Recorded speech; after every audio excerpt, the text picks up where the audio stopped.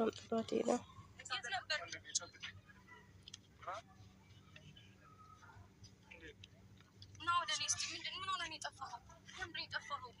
ስልክህን ለምን ነው ሲወስዱብህ?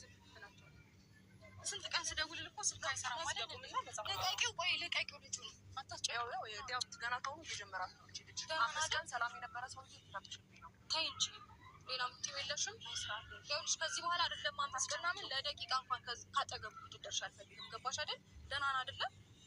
ደህና ነው። ምንድን ነው ደህና ነህ? ደህና ነህ ምንድን ነው ያስነካሽው?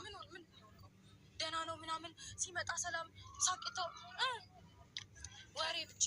ተረጋጊ ሩታ። ይቅርታ እኔ ነው ፈልገሽ የፈለግሽኝ ወይስ አብርሃም ነው? ከአብርሃም ጋር ያለሽ ነገር መጨረስ ትችያለሽ። እሱን እያማረሽ ይቀራል። ከዚህ በኋላ ወዴትም አይሄድም።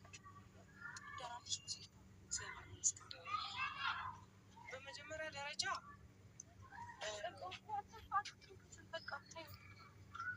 እናንተ ለመጣሽ ማለት እኔ ብለው ሩታ ተግባብተን ማውራት እንችላለን? ተረጋግታችሁ ማውራት እንችላለን ወይስ ሁለታችሁ አሁንም ና እየተባባላችሁ ትጣሉ? አይ እዛ ሆና ማውራት የምትፈልገውን ነገር ታውራ። መጀመሪያ ልጁ የራሱን ህይወት መርጦ ነው አይደል? አስገድደውት እንደሄዱ አሁን እኔ ጋር ያለው ይኸውልሽ፣ ማንም ለማንም አያስገድድም። እኛ ያሳሰበን የጤንነቱ ጉዳይ ነው። አንቺ ደግሞ እሷ ጋር እንዲሆን የፈለኩበት ዋናው እንትን እስካሁን ድረስ እሷ ጋር ነበር፣ ግን ከኔ ጋርም ነበር። አንቺ ጋር አልነበረም? ኧረ በህግ አምላክ ጋር አልነበረም። ከኔ ጋርም ይኸውልሽ፣ እኔ በምፈልገው ሰዓት አግኝቼዋለሁ።